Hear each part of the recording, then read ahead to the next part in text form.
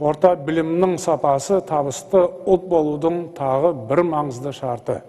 Әрбір оқушының білім алып, жан-жақты дамуы үшін қолайлы жағдай жасалуға тиіс. Сол үшін жайлы мектеп ұлттық жобасы қолға алынды.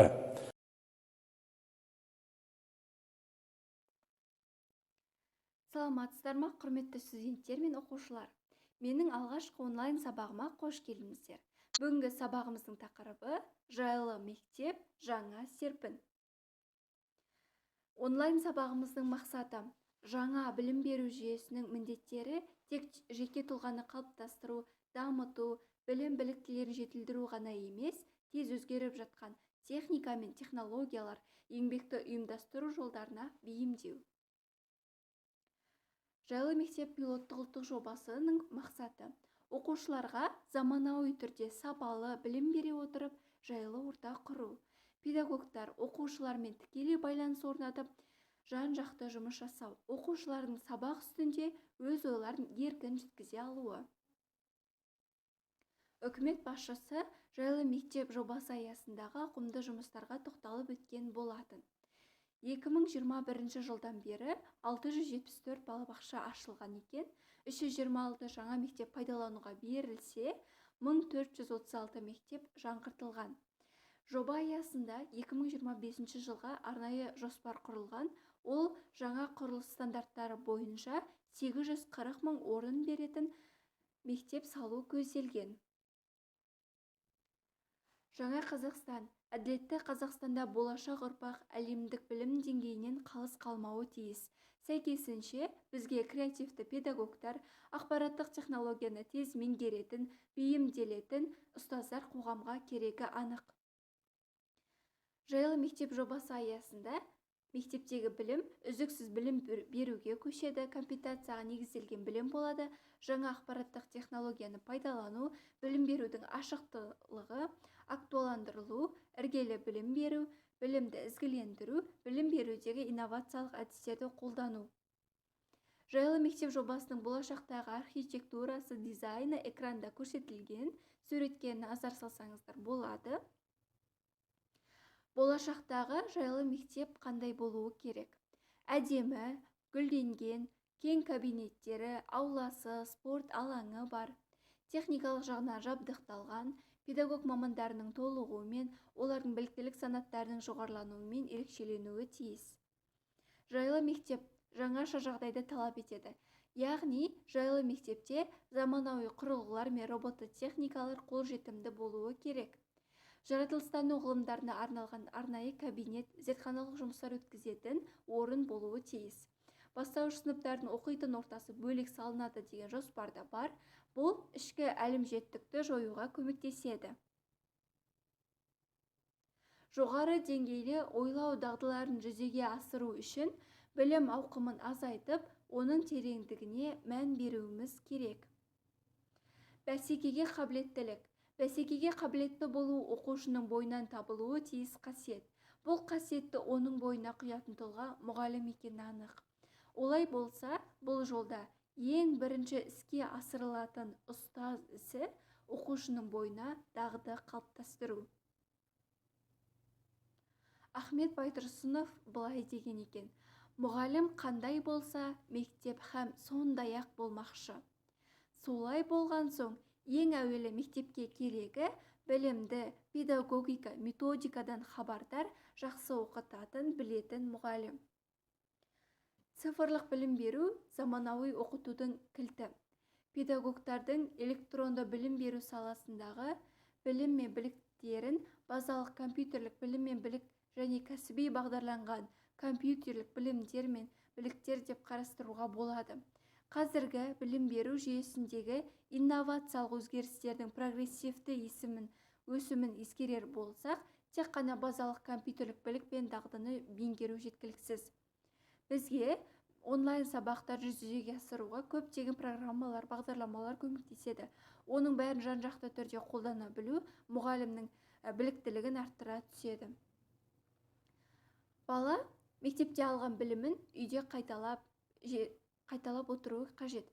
Яғни ата-ананың бала тәрбиесіндегі орны өзгеше, ерекше.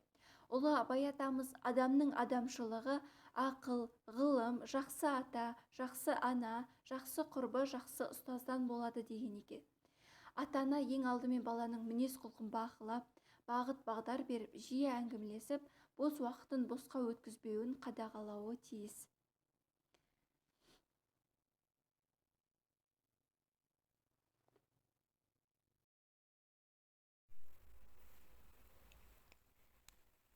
Бүгінгі сабағымыздың қорытындысы ретінде мен сауалнама әдісін ұйымдастырып қойдым.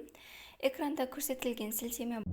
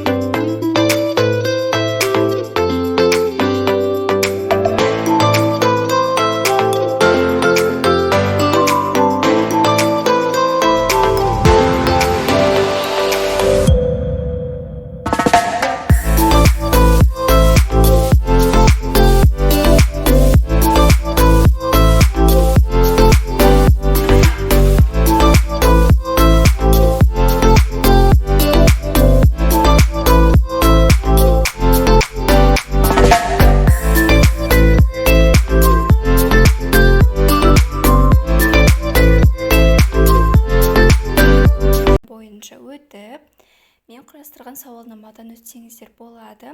Бірінші сұрақ: жайлы мектеп жобасы аясында сіз қандай өзгерістер күтесіз?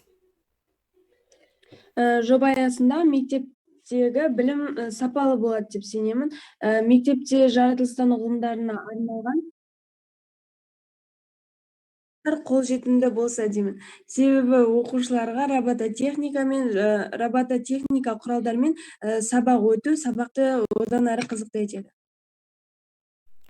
Иә, дұрыс. Біздегі келесі екінші сұрақ: жайлы мектепте бастауыш сыныпты бөлек блокта оқытатын болады. Сіз келісер ме едіңіз? Иә, келісемін. Өйткені жоғарғы сынып оқушылары мен бастауыш сынып оқушыларының арасындағы ішкі әлімжеттікті жоюға көмектеседі деп ойлаймын.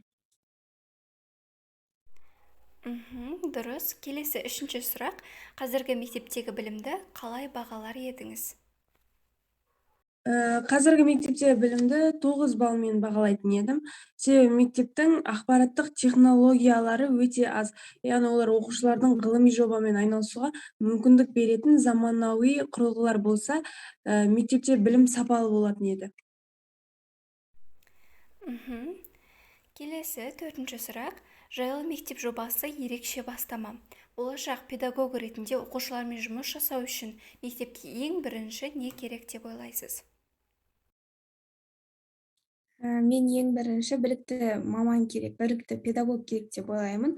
Өйткені және де сабақты қызықты өткізу үшін арнайы компьютерлік бағдарламалар, тест, сауалнама өткізу керек. Яғни түрлі әдіс-тәсілдерді пайдалана алу керек деп ойлаймын. Бүгінгі сабағымызға белсене қатысқандарыңызға үлкен алғысымды білдіремін.